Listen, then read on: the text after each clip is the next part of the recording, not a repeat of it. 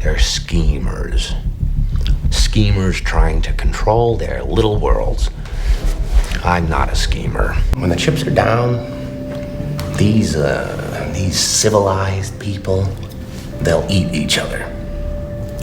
And here we go. Well, hello there, you amazing, amazing, beautiful, wonderful people. I hope you are all well on this marvellous, marvellous Monday. You're looking absolutely amazing, I must add. You must have had a good weekend. Thank you to everyone who joined myself and Lana yesterday for the live. And don't worry, if you missed it in a few days' time, I will be putting it out in smaller bite-sized chunks so you can watch it and ask any questions that you have, and I will indeed answer the questions, as it was a bit hectic and I couldn't really get into chat.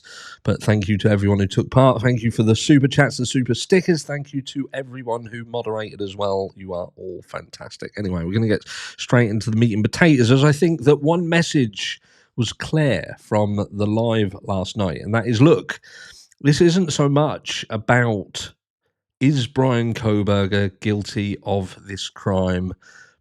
Is he not guilty of this crime? Putting on tinfoil hats. It is about looking at the process. Looking at the process and understanding and acknowledging that there are issues here. And this seems to be what many, many people, and I think it's because they don't have skin in the game, are willing to overlook and just live by that old mantra: the ends do indeed justify the means. Who cares how you get there if you get to the right outcome? And I think they forget the biggest issue here, and that is, if a system is not operating in the manner with which it should and following the rules, then much is left to interpretation. You can start to manipulate it. And when you have a system that the people in power are willing to manipulate, the danger comes when that manipulation can be bought and sold by the highest bidder. Would you really want a legal system, a judicial system that can indeed function in a certain way if it's, how can I say, incentivized to do so? Where does it end? Where does it indeed end? Judicial systems should be a machine that functions in a specific way. It should be transparent, and at the end of it, there should be no questions left unanswered. Any documentation that comes out should answer questions, not present even more. And I think anybody who turns around and says that in the aftermath of Bryan Kohberger's plea, there is seemingly no questions left, then you're not paying attention. Because what I'm going to be talking about in this situation is Bryan Kohberger. His rights were violated. And if Bryan Kohberger's rights were violated, trust me when I say your rights could be violated, or potentially your loved ones' rights could be violated.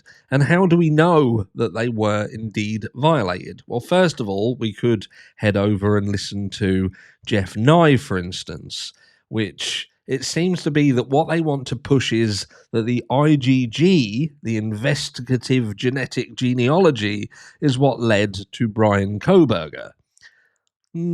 Is it, though? Is it really? Because if you go back to the PCA, there simply is no mention of it. Why would you put together a PCA, the very document that is there to say this is the person that we need to arrest for this crime, and this is why we're doing it. This is how we found him. Why would the PCA be filled with lies, mistruths, twists and turns, and I don't know, just made up shit? And how do we know it's made up shit? Because Bill Thompson has subsequently come out and basically said that really you can disregard all of that other stuff because that is irrelevant, was his terminology way back when. So why isn't the IgG included within the PCA if that was indeed the way that they got to Bryan Kohberger and everything was kosher? But we want to just dip into this here. This is a Idaho Statesman document, a write-up on Ann Taylor. It would talk about how Ann Taylor performs, what her structure of defense is. And what we saw in Bryan Kohberger's defense seems to be her way. She tries to move things where they need to be moved. She tries to save people's lives. Now, does that mean that she gets them off scot-free? No, it just seems that in a case that is a capital case, she potentially sees the win as stopping them from being executed. So did she win in the Bryan Kohberger case? You tell me. But listen to this, right? A year after taking up the Kohberger case, Taylor filed for a change of venue out of Moscow where the homicides took place. It took a couple of months more before Latah County Judge John Judge took up her request to change the venue of the trial. Despite the wait, Taylor's work began to pay off. Did it though? Last year, she convinced Judge to grant the venue change, and the Idaho Supreme Court sent the case to Boise. Before that, Taylor went toe-to-toe in the courtroom to win a slew of records from law enforcement's use of advanced DNA technique during the investigation. That technique, known as investigative genetic genealogy, or IgG, initially led police to Kohberger as the suspect. The two sides and the judge acknowledged. The FBI kept limited records and had not previously turned them over to prosecutors, and much about the process is veiled in secrecy. Veiled in secrecy. Stick a pin in it. After Taylor's request, prosecutors obtained the records and turned them over to the defense. The wins were hard-earned and also came with repeated losses. The defense took those records to argue Kohberger's constitutional rights were violated when the FBI used public ancestry databases to identify crime scene DNA as Kohberger's. But Judge Stephen Hippler, now overseeing the case, rejected Taylor's efforts to exclude any evidence against Kohberger that detectives developed once they knew his DNA was found at the Moscow home on King Road. Taylor led the defense in exploring nearly every avenue to challenge the state's case and eventually met some dead ends. Her team failed to have the grand jury's unanimous indictment dismissed before unsuccessful bids to submit a Kohberger alibi on the morning of the murders. Defense attorneys later turned their efforts towards trying to knock out capital punishment as a possible sentence for their client if he was convicted at trial. Idaho will soon use the firing squad to carry out the death penalty, the only state to shoot prisoners to death as its primary method of execution.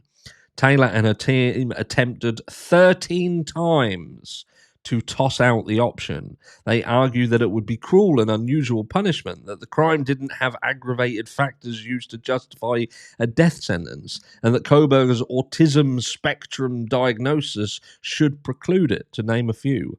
None of them worked. In zealousy defending her client, Taylor pursued everything in court that she could. Author Howard Blumberbuss, who wrote a book about the case, told East Idaho News, "There's an old legal saying, when you have the facts, you pound the facts. When you don't have the facts, you pound the table," Blumberbuss said. And she was pounding the table pretty well for 2.5 years. But at the end of the day, she just didn't have anything left to pound. What perhaps proved to be insurmountable was the defense failed bid to obtain a trial delay over concerns of being ineffective for Kohberger without enough time to review all of the evidence received in discovery. Hippler also denied Taylor's push to present evidence of alternative suspects at trial had it moved forward. Within days of the denial, Taylor contacted Bill Thompson, the lead prosecutor in the case against Kohberger, and began to negotiate a plea bargain. Latah County's longtime elected prosecutor has since faced public scrutiny for not taking the case to trial and agreeing to the deal that spares Kohberger's life.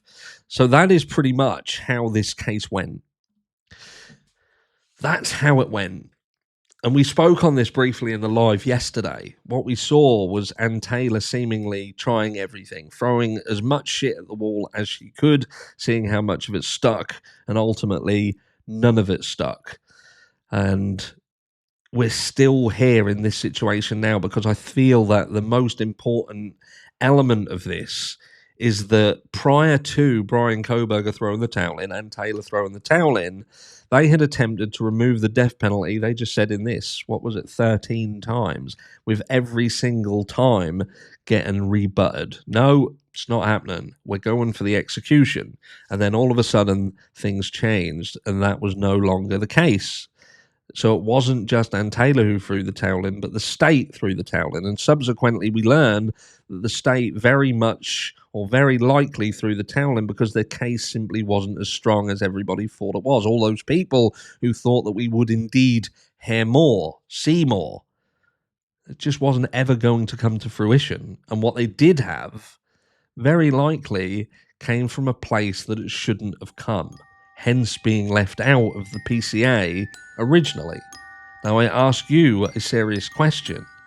Do the ends justify the means? Were Bryan Kohberger's rights rarely violated? And how do you feel about it? Irrelevant whether he's innocent or guilty, the system needs to work properly for the aforementioned reasons. When you have a system that can be manipulated, as soon as you start to manipulate that system and people see that it's able to be manipulated, that's when people in power, that is where people with money can start to influence the outcome. Is that what happened here? Was people in power, did people with money influence the way that this case went and how it went? Let me know down below, and I'll catch you all in the next one. Mwah.